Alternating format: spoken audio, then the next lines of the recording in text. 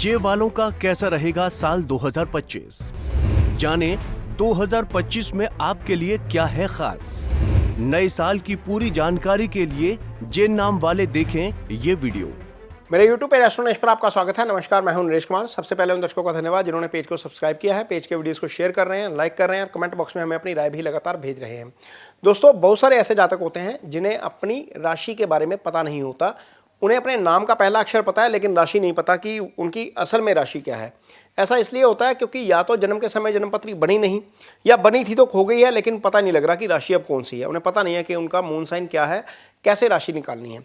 तो राशि सामान्य तौर पर ऐसे निकलती है कि आप किसी बच्चे का जन्म हुआ है, उस समय चंद्रमा की स्थिति देखी जाती है। चंद्रमा जिस राशि में होता है वही राशि जो है वो कैलकुलेट होती है।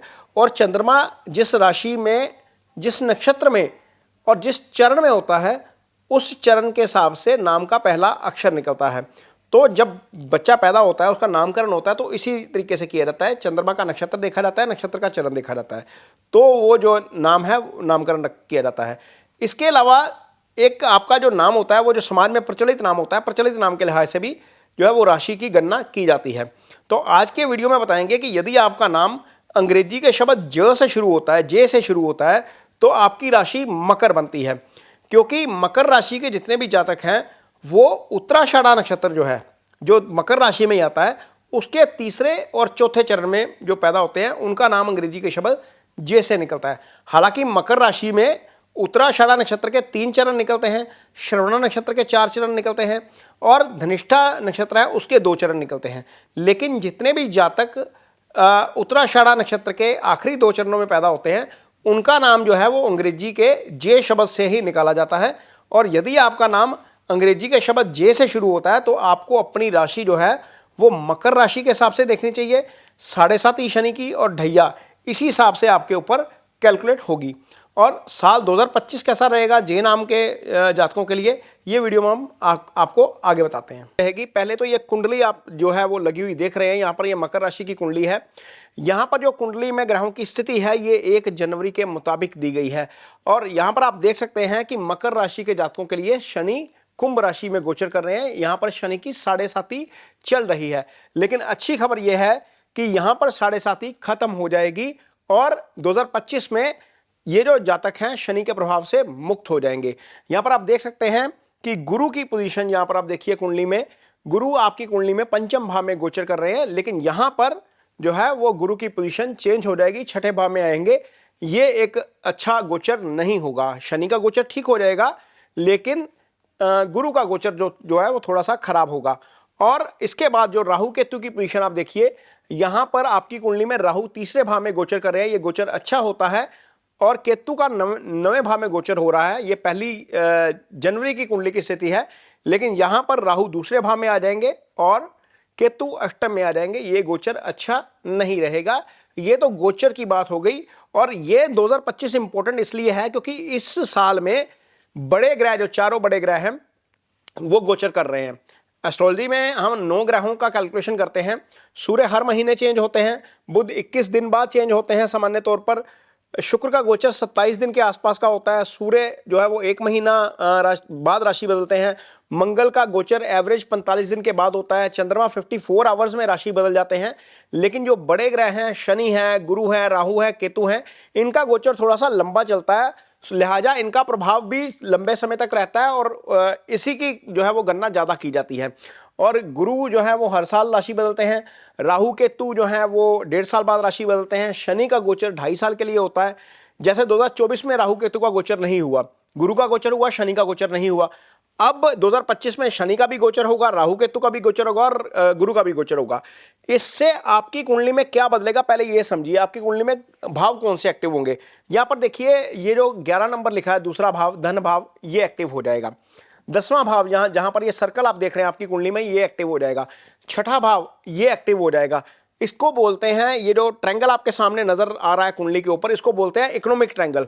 इकोनॉमिक ट्रायंगल का एक्टिव होना आपके लिए बहुत अच्छा है। हालांकि जो 12वां भाव है, जहां पर देखिए सर्कल लगा हुआ है, धनु राशि है, वो भी एक्टिव है, वो एक्टिवेशन होना अच्छा नहीं है। कुछ पॉजिटिव चीजें भी आती हैं उस भाव से, जैसे विदेश यात्रा उस भाव से आती है, उस लिहाज से अच्छा है, लेकिन अदरवाइज वो भाव अच्छा नहीं है, उसका एक्टिव होना अच्छा नहीं है। वो वहां पर क्या सावधानी रखनी है, वो थोड़ी सी इस वीडियो में वो भी चर्चा करेंगे, जाते जाते रेमेडीज भी बताएंगे। लेकिन सबसे पहले आएंगे शनि के ऊपर, क्योंकि शनि का प्रभाव यहाँ पर पिछले 2.5 साल से था, 7.5 साल से था, आखिरी ढैया आपके ऊपर चल रही थी, तो वो प्रभाव अब खत्म हो जाएगा। 29 मार्च 2025 को शनि आगे चले जाएंगे। जितने भी पाप ग्रह होते हैं, चाहे वो राहु है, केतु है, मंगल है, सूर्य है, शनि है, इनका तीसरे भाव का गोचर अच्छा होता है। तो शनि आपके लिए फेवरेबल पोजीशन में आ जाएंगे। शनि क्या है आपके लिए? शनि राशि के स्वामी है, शनि धन भाव के स्वामी है। धन भाव का स्वामी अपने भाव से दूसरे भाव में, यानी कि कुंभ राशि से दूसरे भाव में, अपनी एक राशि से तीसरे भाव में। तो ये गोचर धन के लिहाज से अच्छा हो गया आपके लिए, ओवरऑल अच्छा हो गया। यदि कोई मानसिक परेशानी थी तो वो 29 मार्च के बाद आपको लगता है थोड़ी सी वो जाती हुई नजर आएगी। यहां पर चीजें आपको ठीक होती हुई नजर आएंगी, क्योंकि ये गोचर आपके लिए बेटर हो जाएगा। शनि का गोचर तीसरे भाव का अच्छा होता है। यहां पर 7.5 से मुक्ति मिलना ही सबसे बड़ी जो है वो चीज है आपके लिए। और 2025 को इसीलिए भी आपको, इसके लिए भी आपको सेलिब्रेट करना चाहिए। यहां पर गुरु का गोचर आप देखिए, ये गुरु का गोचर थोड़ा सा नेगेटिव है, थोड़ा सा पॉजिटिव है। पॉजिटिव इसलिए है क्योंकि दशम स्थान से यदि हम देखेंगे, कर्म के लिहाज से देखेंगे, तो वहां से ये गोचर 9th हो रहा है। लगन से देखेंगे यानी कि राशि से देखेंगे तो ये गोचर 6ठे आ जाएगा। फिलहाल एज ऑफ नाउ 1 जनवरी के दिन आपकी कुंडली में पंचम भाव में गोचर हो रहा है।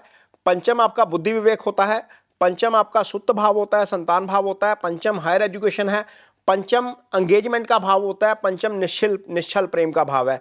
तो इस भाव से संबंधित जितने भी फल हैं वो आपको 15 मई 2025 से पहले पहले मिलेंगे, क्योंकि गुरु यहां पर इस भाव को एक्टिव करके रखे हुए हैं।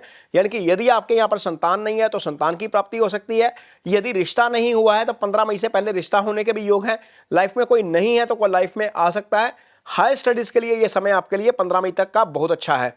यहां पर देखिए गुरु की एक दृष्टि जा रही है आपकी राशि के ऊपर, तो डेफिनेटली राशि के तौर पर ये पॉजिटिव रहेंगे। पहले 5 महीने आप पॉजिटिव रहेंगे, लगभग 4.5 महीने का समय, 15 मई को ये गुरु चेंज हो जाएंगे, तो ये 4.5 महीने आपको पूरी तरह से पॉजिटिव रखेंगे।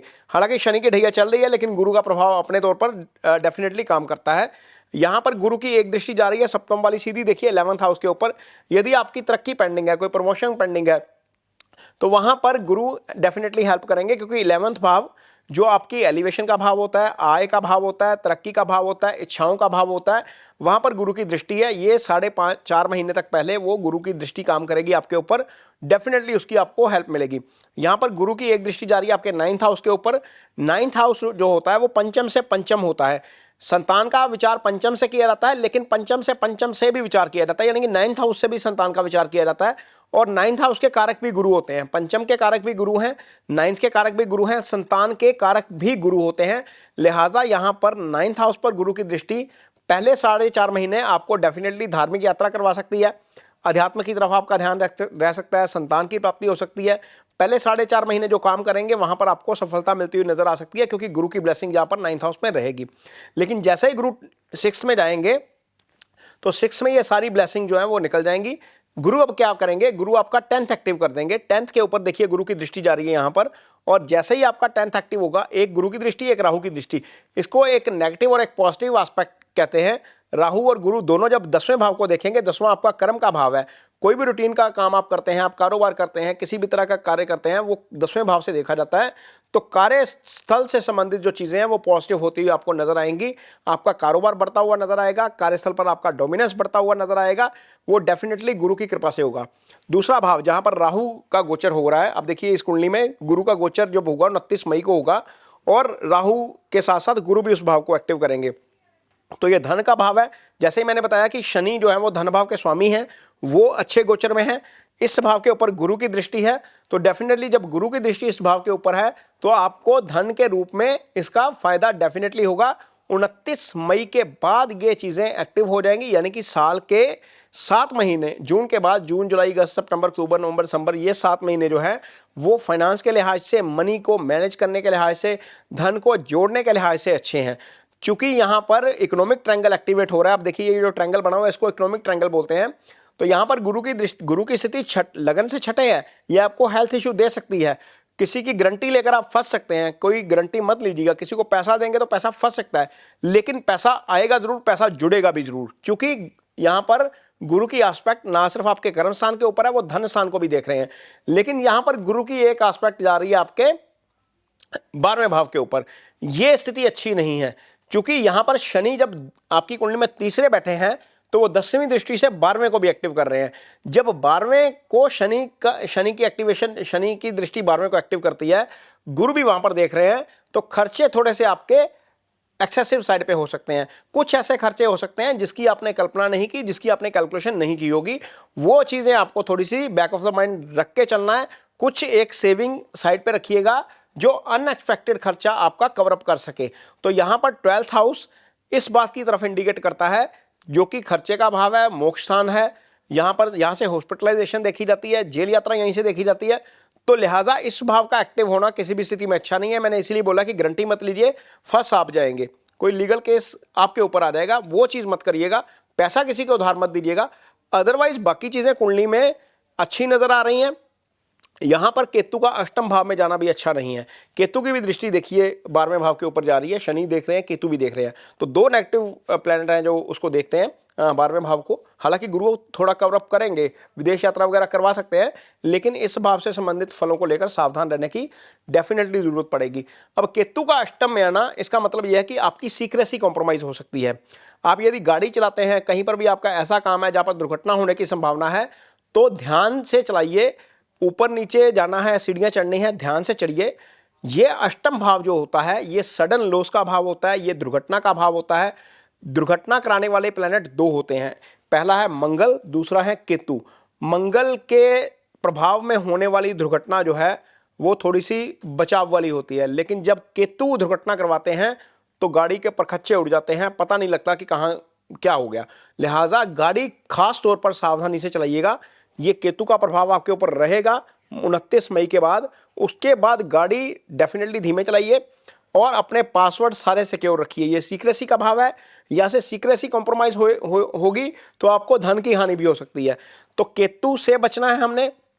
गुरु से संबंधित फल जो हैं उनको लेकर थोड़ा सा ध्यान रखना है, यानी कि खाने पीने का ध्यान रखिएगा, चूंकि वो छठा रोग ऋण शत्रु का भाव है। इसके अलावा चूंकि 12वां एक्टिव हो रहा है, हॉस्पिटलाइजेशन का भाव, तो किसी को पैसे मत उधार दीजिए, गारंटी मत लीजिए और थोड़ा सा गाड़ी धीमी चलाइए। ये तीन चीज़ों का आपको 2025 में ध्यान रखना है। अदरवाइज 2025 आपके लिए बहुत अच्छा रहने वाला है।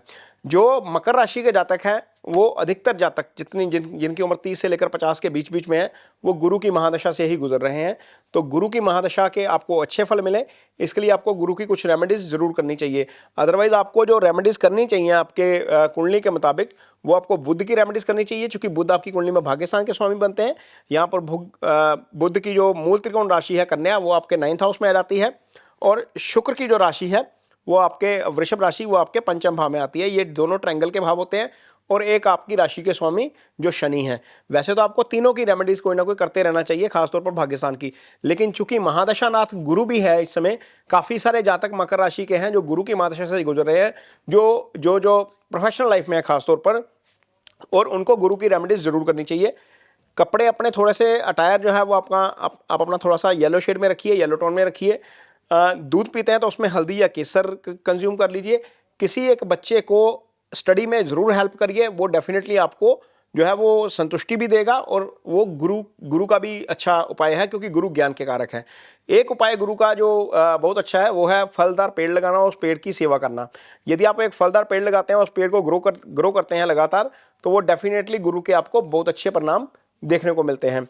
तो ये वीडियो आपके लिए 2025 का है, राशिफल है। भगवान से प्रार्थना है कि जाते जाते आपका 2025 बहुत शुभ रहे, आप लाइफ में बहुत तरक्की करें, और बहुत जो है वो आपकी रिलेशनशिप अच्छी रहे, हेल्थ अच्छी रहे। और इसके साथ ही मुझे दीजिए इजाज़त। नमस्कार।